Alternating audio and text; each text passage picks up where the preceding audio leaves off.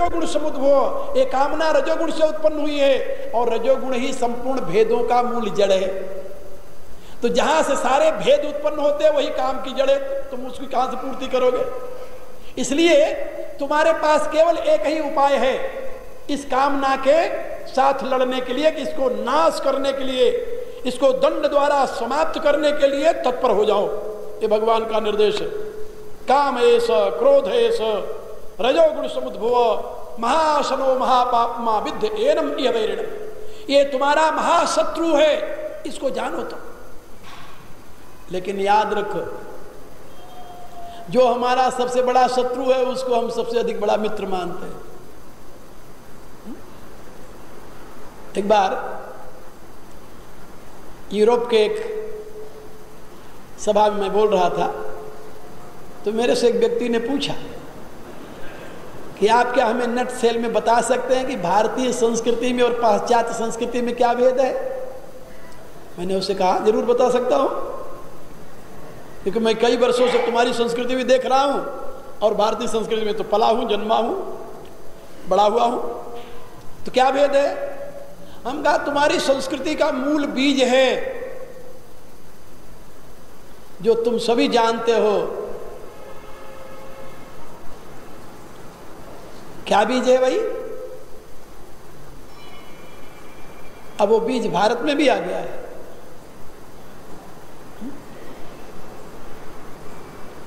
आप लोग अच्छी प्रकार से जानते हैं। अब वो प्रवर्ब एक बन चुका है कि आवश्यकता ही आविष्कार की जननी है, हिंदी में कहते हैं। और अंग्रेजी में क्या कहते हैं? Desire is the root cause of invention. If you want to invent some new thing then you must create desire, otherwise you can't do anything, can't achieve anything.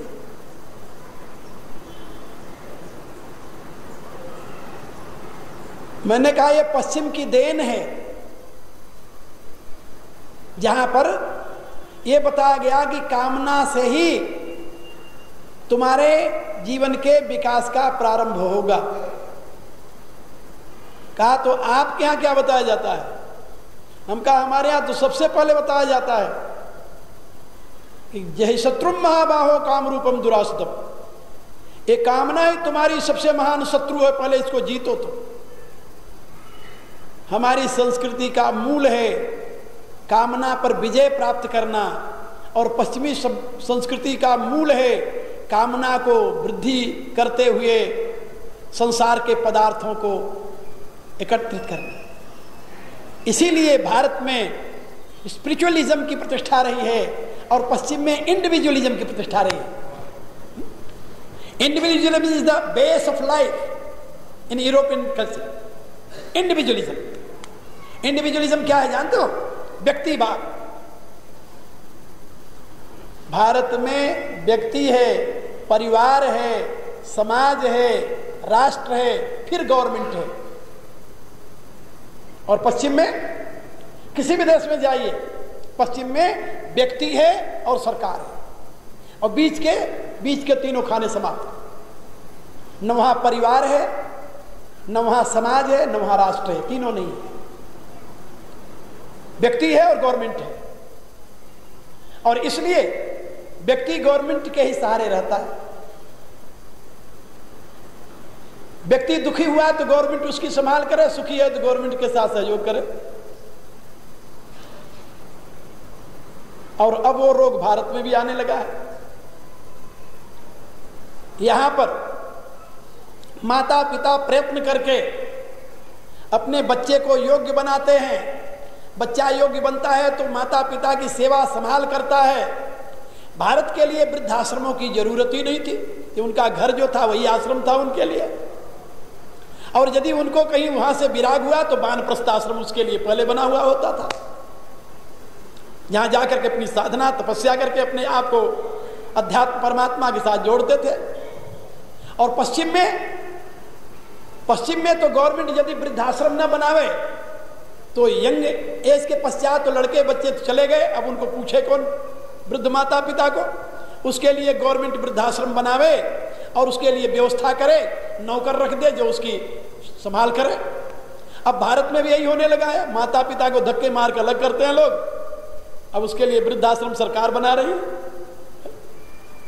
अभी कुछ दिन पूर्व मैं चित्रकूट गया तो वहां पर एक जगह लिखा हुआ था बोर्ड वृद्धाश्रम। मैं अंदर चला गया, कुछ लोग बैठे हुए तो मुझे देखे तो मेरे पास आ गए, प्रणाम करके बैठ गए, हाथ जोड़ खड़े हो गए। हम कहा कैसे भाई, आप लोग मुझे कैसे जानते हो?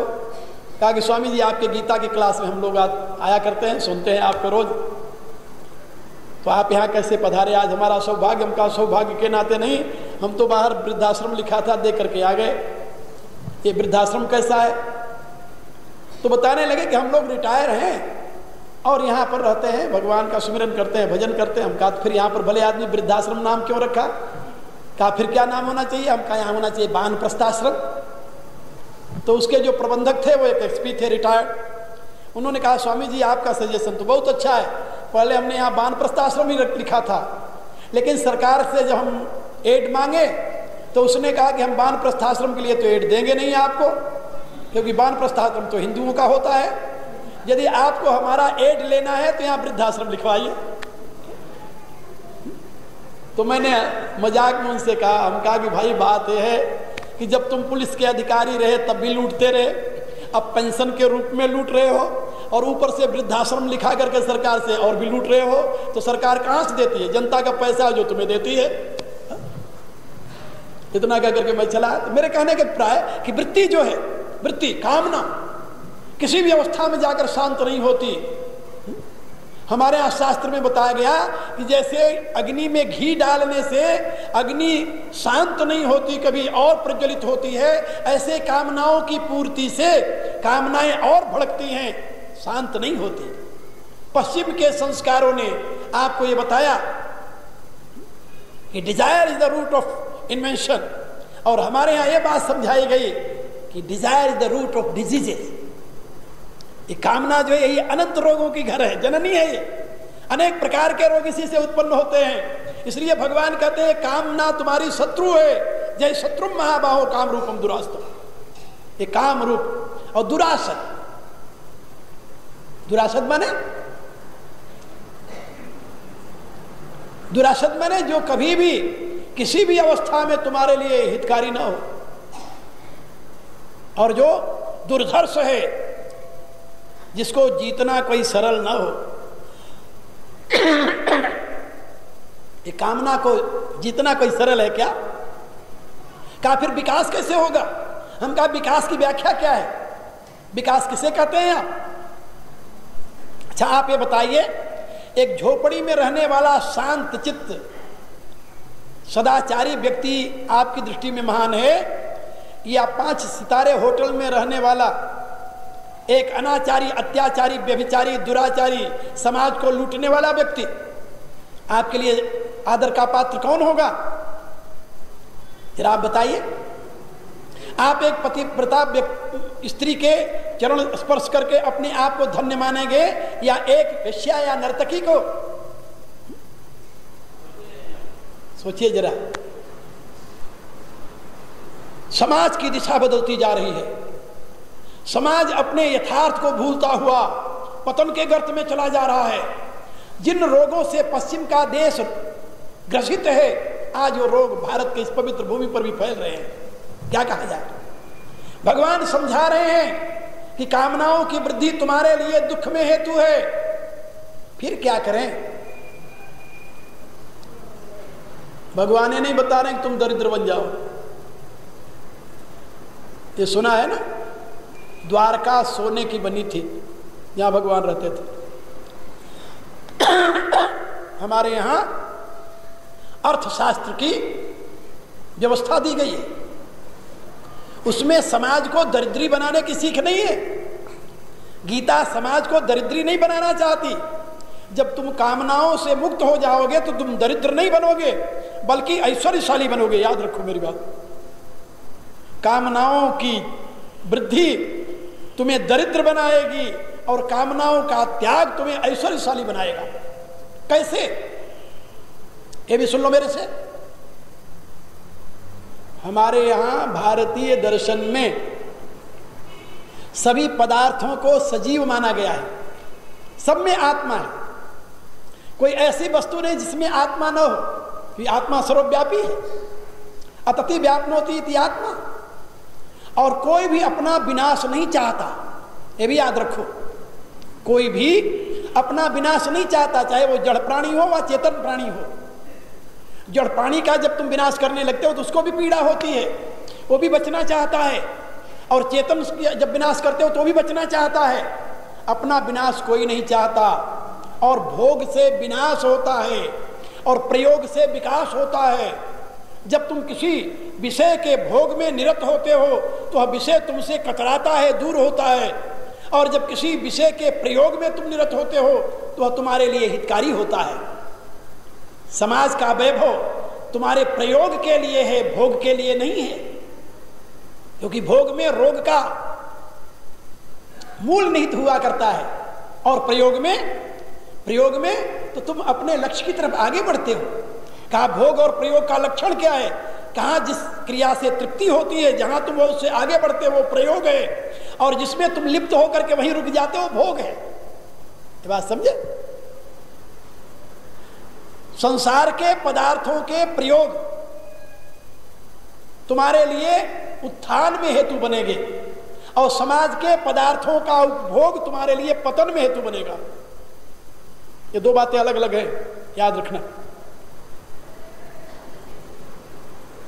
ये सृष्टि प्रयोग के लिए है, इस पर तुम्हारा प्रयोगाधिकार है। प्रयोग के लिए ही प्रकृति का सारा वैभव है, नहीं तो इसका कोई मूल्य नहीं होगा। लेकिन तुम प्रयोग के लिए नहीं, इस प्रकृति के वैभव को उपभोग के लिए प्राप्त करना चाहते हो। और इसको सरल समझ लो,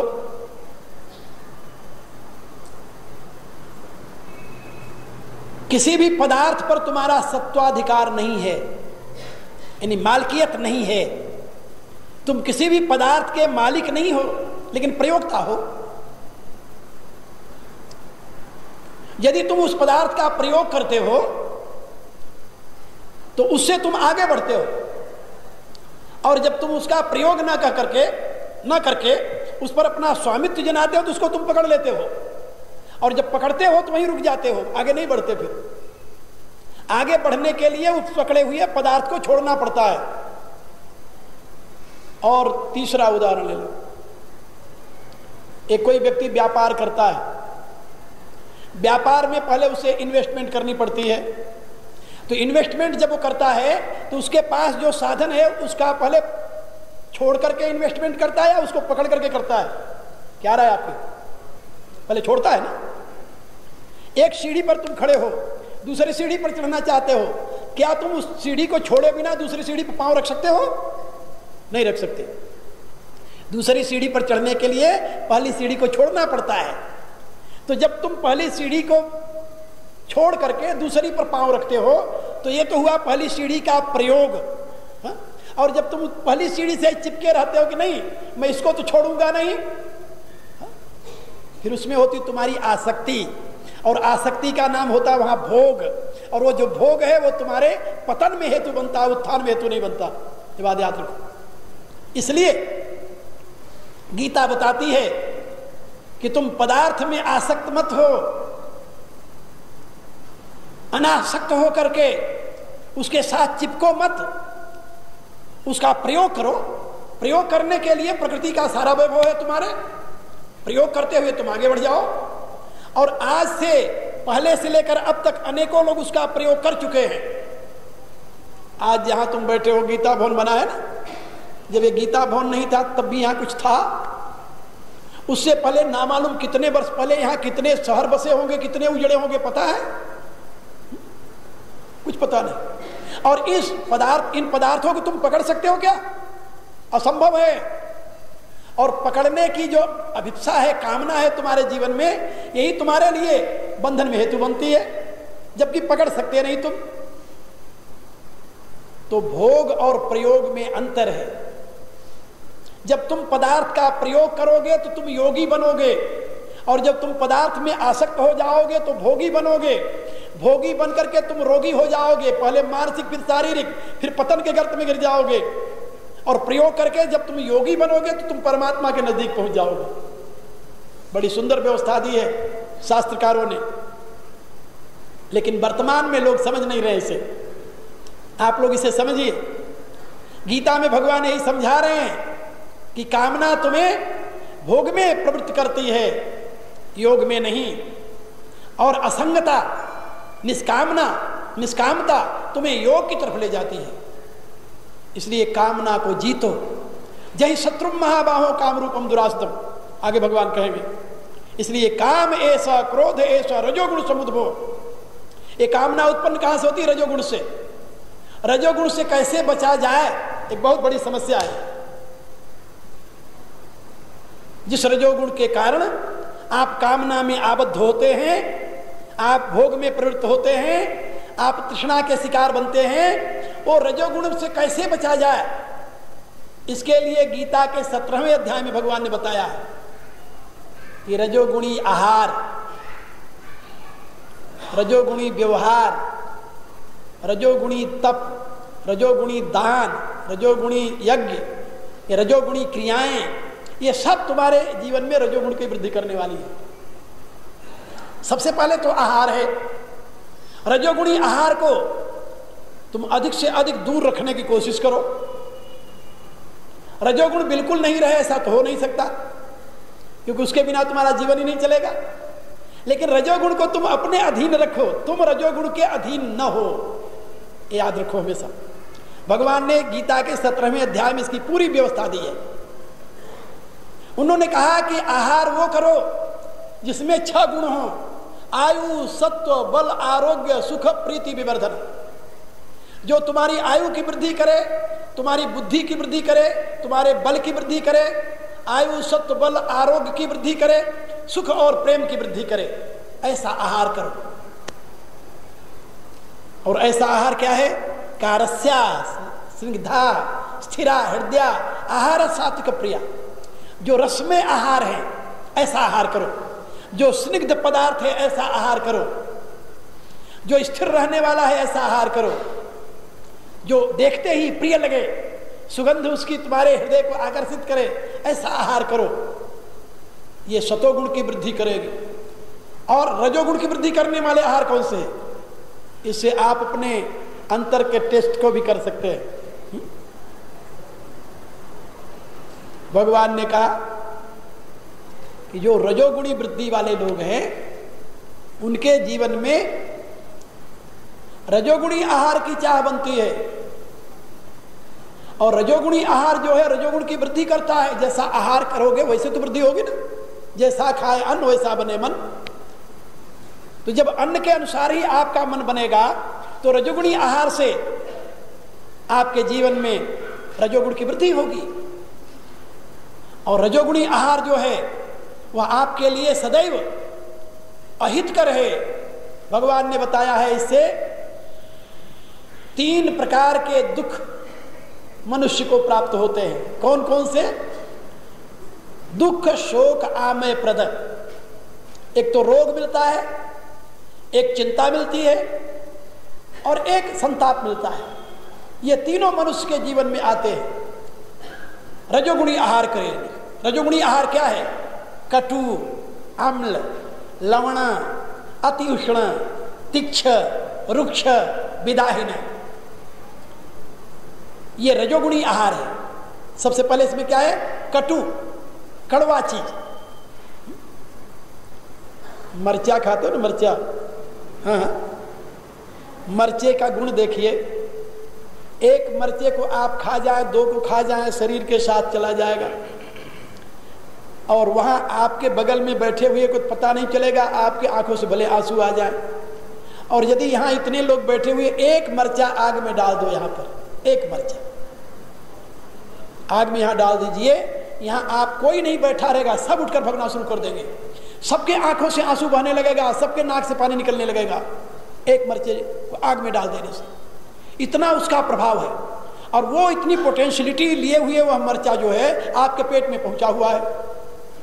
आपको कौन सी बुद्धि प्रदान करेगा वो? इसलिए कटु, अम्ल, खट्टी चीजें, कटु, अम्ल, लवण, नमकीन, अधिक नमक वाली चीजें, कटु, अम्ल, लवण, तीक्ष्ण और तीक्ष्ण चीजें खाए तो मुंह जलने लगा, और उष्ण, गरम गरम चाय मुंह को लग जाए, थोड़ी सी ठंडी हो गई तो कहते हैं नहीं नहीं इसमें वो स्वाद नहीं रहा, इसको जरा फिर गर्म कर दो। हा? लोग ये सोचते हैं कि जलती हुई उबलती हुई मुंह को लगे।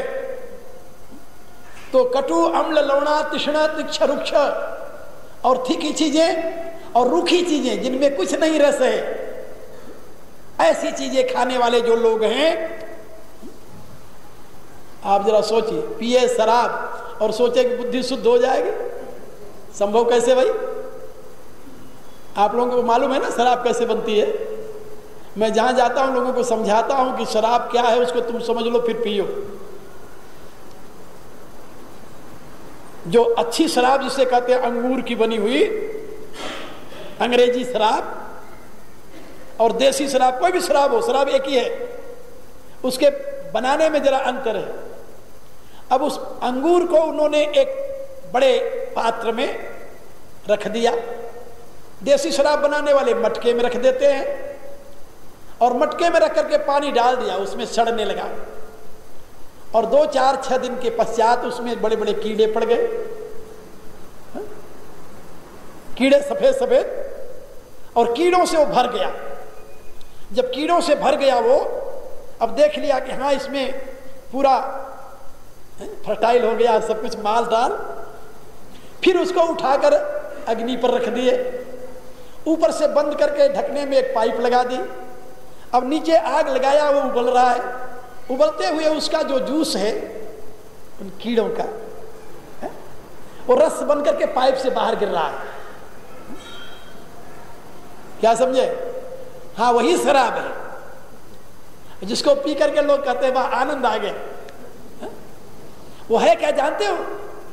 अरे कोई फल तुम्हें दे दे और फल को काटो और उसमें रेंगता हुआ एक कीड़ा दिखाई दे, तुम खाते नहीं उसे, खाते हो? नहीं खाते ना? क्या कहते हो? सड़ गया है, फेंक देते हो। और ऐसे असंख्य कीड़ों के जिष्ट को, सार को, उनके उबलते हुए अंगों से निकले हुए रस को तुम पी करके अपने आप को कृतार्थ समझते हो? भला तुमसे अधिक बुद्धि भ्रष्ट आदमी दुनिया में और कौन होगा? तो ऐसे पदार्थों को खाने वाला व्यक्ति कभी शुद्ध बुद्धि वाला हो सकता है क्या? वो काम को जीतेगा या काम का गुलाम बनेगा? इसलिए याद रखो, जिन कारणों से रजोगुण की वृद्धि होती है, ऐसे आहार, ऐसे व्यवहार का त्याग करो। पहले जड़ से उसको निकालने की कोशिश करो। Root out that. अन्य देशों में जहां के लोग केवल मांस खाते थे, शराब पीते थे, उनको सारी वस्तु स्थिति का बोध करा करके ही मैंने हजारों नहीं लाखों लोगों को मांस और शराब से मुक्त किया। जिनके बाप दादे केवल मांस खाते थे, शराब पीते थे और कुछ नहीं जानते थे। और दुर्भाग्य भारत में जहां मांस शराब की कभी गंध नहीं थी, जहां का राजा ये प्रतिज्ञा करता है कि मेरे राज्य में कोई मांस शराब पीने वाला नहीं है, वहां पर इसकी वृद्धि हो रही। क्या कहा जाए? इसलिए आप लोग पहले अपने रजोगुण के मूल स्रोत आहार विहार को पवित्र कीजिए, जहां से रजोगुण आ रहा है। और भगवान ये बता रहे हैं कि काम ऐसा क्रोध है ऐसा रजोगुण समुद्भव महासनो महापापमा विधेन विवरणम। इस महान शत्रु को जान, पहले तो शत्रु को जान लो कि रजोगुण ही और रजोगुण से उत्पन्न हुआ कामना ही तुम्हारी सबसे बड़ी शत्रु है। और इसके बाद में ये कामना कहाँ रहती है, ये रजोगुण किस प्रकार से तुम्हारे जीवन में काम करता है, भगवान ने कहा ये तो कल बताना, आज समय पूरा हो गया है। अब आप लोग प्रार्थना कीजिए, अपने स्थान को जाइए, कल फिर मिलेंगे, फिर इसके आगे के श्लोक की व्याख्या आप लोगों को सुनाएंगे। अपने और साथियों को बताइए जो लोग रुचि रखते हो जीवन के यथार्थ को समझने के लिए, वो हमें यहाँ पर जीवन के यथार्थ को समझें, जिससे आपका, आपके समाज का कल्याण होगा। प्रार्थना करो। सर्वे भवन्तु सुखिनः। सर्वे सन्तु निरामयाः सर्वे सन्तु निरामयाः सर्वे भद्राणि पश्यन्तु सर्वे भद्राणि पश्यन्तु मा कश्चित् दुःखभाग् भवेत् मा कश्चित् दुःखभाग् भवेत्। ॐ पूर्णमदः ॐ पूर्णमदः पूर्णमिदं पूर्णमिदं पूर्णात् पूर्णमुदच्यते पूर्णात् पूर्णमुदच्यते पूर्णस्य पूर्णमादाय पूर्णस्य पूर्णमादाय पूर्णमेवावशिष्यते। पूर्णमेवावशिष्यते। ओम शांति शांति।